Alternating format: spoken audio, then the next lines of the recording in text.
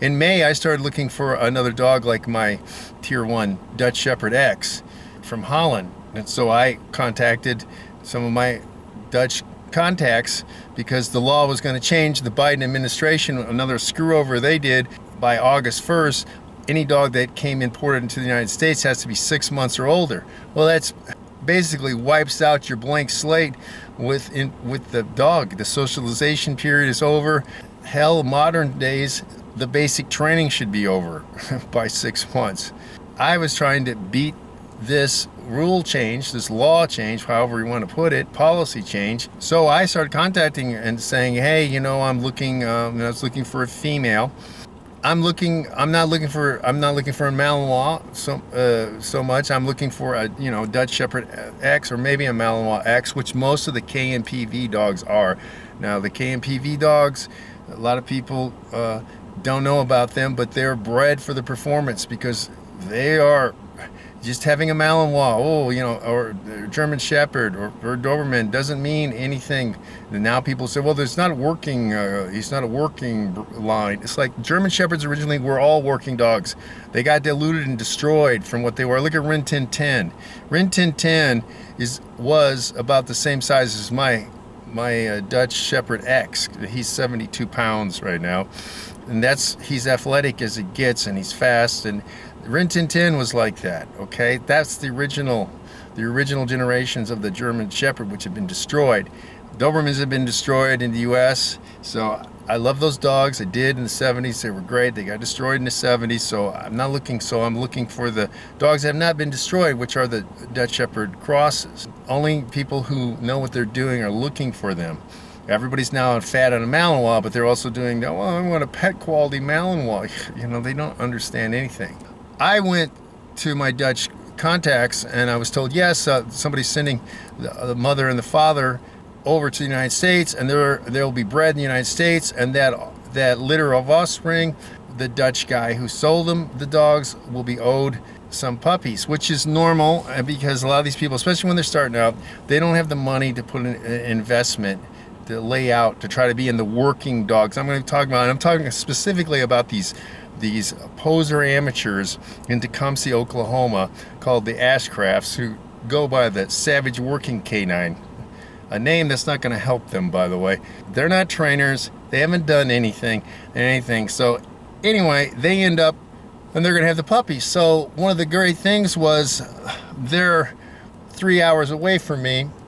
And so I was going to go look at the puppies during the developmental stage before they're weaned even, which is what you do. If you really know what you're doing, that's what they do. That's what they do in the Royal Canadian Mounted Police dogs are brought this way. The Seeing Eye dogs, same thing. So are this Iditarod Yukon sled dogs, same thing. The people who are going to work with them are around them early, so they get imprinted with the scent. That's the first thing they're going to get imprinted with. So I was told, yes, it's going to happen. Didn't happen because the people were idiots. Then I wanted, like most people who know what they're doing, I'm going to test the puppies. Now, if they do not let you test the puppies, or if they don't know anything about testing, because there are specific tests people are going to do, for gun dogs or for sled dogs or for protection, military dogs, there are tests that we've all developed, and they're not 100%, but they're definitely over the 50% mark. There's certain things that you definitely want. Some things can be environmentally changed, but some things are hardwired. That's why you're looking for these genetics. So I should have been able to do that at 7 weeks. I was told, I'll be able to do that 7 weeks. They lied. They didn't do it. And in a specific case of these people, here are some of the red flags. They don't have a website. They have a Facebook page that they don't answer the messages to. Their cell phone voicemail box was full.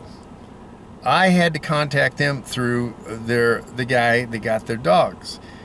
They were not replying. And here's a thing about these people, because they're complete and utter assholes. They would not answer messages. They would not answer direct messages. They tried to control everything as if they were in control. They are not in control. They are not in control of what happens. USA people don't understand the European model. I have paid for the dog. I have paid because I want the European dog, because I want to be around the dog early. I want to test the dog and select the dog because there's more than one female. So I want to, and I started in May, and we're now in December almost. And so the point is that doing this is because I was doing everything right. I contacted everyone ahead of time.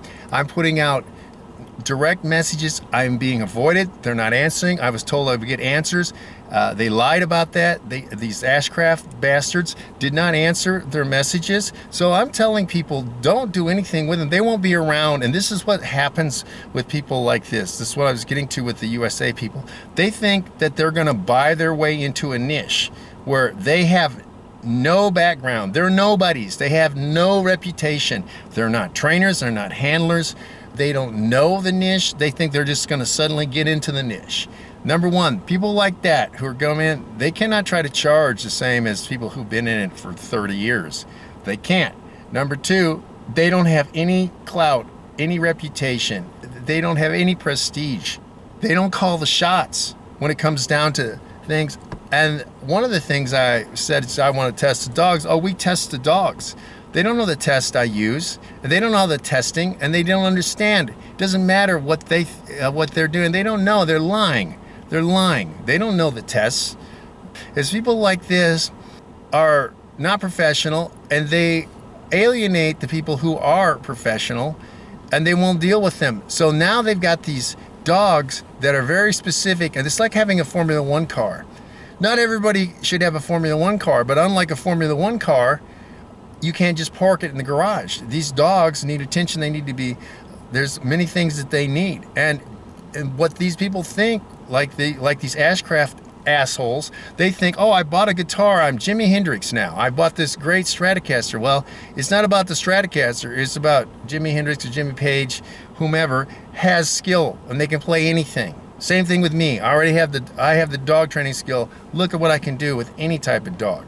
Now, when I have a specific type of dog, I can, if I have the Formula One car, I can drive faster, but I can drive a Nissan Sentra fast in comparison. They can't. They can't drive a Nissan Sentra, and they certainly can't drive an F1. They'll crash. So they get into this, and they end up with these dogs, and normal people can't handle these type of dogs. They're not family dogs. They're not pet. They're not the normal pet dog persons. Normal people don't know what to do with this anymore. They know what to do with a Formula One car. They want a station wagon. They want something slow, that's easy, that has more space, that isn't specific to a certain task. And so what happens is these dogs, and I've seen it, they alienate the people who are looking for these type of dogs. They start thinking that they're in control and that they can demand whatever they want to, and treating other people like basically pieces of shit. And you cannot do that in this business. If you're acting stupid in the gun dog or the sled dog or the production dog industry, you're going to be labeled, and people are not going to get near you, especially the international legitimate crowd. They're going to stay the hell away from you. So what happens is these people start dumping dogs on rescues and shelters. I've seen it. I know it, because I've seen the DNA results of certain dogs that were dumped from litters that they produced that they weren't able to sell, but they don't want to have the dogs, so they just dump the puppies. And then people get adopted. People don't know what type of dog they're getting. They're like, oh, these are cute, dogs or whatever, but they don't understand the genetics that they're getting. And so these dogs have a demise because of this. And number two, the people who are the breeders don't know what they're doing. They're crashing and burning this business. So that's why I said, how long have they been in business? If they haven't been in business, this is the first time. Red flags, as I said, red flag. Okay, pay attention, people, because this is what I want to tell you. I'm using these savage working canine people because they're complete assholes who lied to me, didn't live up to their word, didn't understand. They chose not to answer my messages, chose to ignore my messages, chose to ignore when I was supposed to be there, chose to act like they're going to dictate when I cannot see the dog, chose to try to act like they know about dog training, and they don't. They do not. So all of these things are red flags. So if the people have not been in business, red flag. 2, they don't have a physical address. That's one of the things too. They would not give me their actual address. They would not give me where they were. So if they're breeders or suppliers and they don't have a Facebook page or a web page with their actual physical address that you can go to and look at their facilities or look at the parents or be around the puppies, if you're buying a puppy, huge red flag. And as Butch Capel said, if you know that guy, run. And this is a very good thing, because this is whatever sort of post-millennial bullshit rationalization they can try to pull out, doesn't matter. If they're not willing to put where they're located and not willing to tell you where they're located, these are red flags to not deal with them. 3, if they wishy-washy and keep changing what they're telling you, red flag.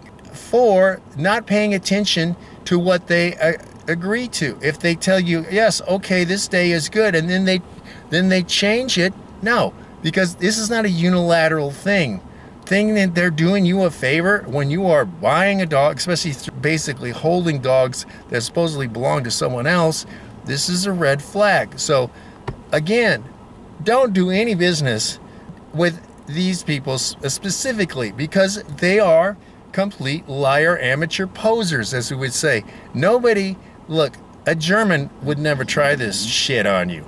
The Netherlands, if you tried to do this to each other, you would be out of business the first time around. You cannot lie. You cannot say something and then turn around and then act stupid. And it's not about your emotions. It's about being professional, living up to your word, honoring what you say you're going to do. And who cares about your personal background life? We all have things we're dealing with. It's not about that. And if you cannot separate your personal emotional baggage bullshit from the thing you should not be in this business, you shouldn't be in any business actually, because it's not about your feelings and your other craps going on. You have things to live up to. Other people have their own things. They're not bringing those in. And this is something Ashcrafts did. This is something that these poser amateur bullshit artists did. And I told them when they tried to screw me over now that I will be telling as many people as possible. So share this. I'm alerting a lot of people. Look, modern things now, we can share this information. So you know, if you're in that niche of looking for working dogs or sport bite dogs like IGP or Ring or Mondio Ring, military won't deal with these type of people. But if you're looking for home protection dogs, don't deal with these people at all. They cannot be trusted. They don't know what they're doing. They can't answer simple questions, and they won't answer simple questions because they're ignorant of it. And instead of admit that they're ignorant and that they're nobodies and they need to learn their place. You're not up here with those of us who've been, look, I've 51 years I've been in the dog stuff.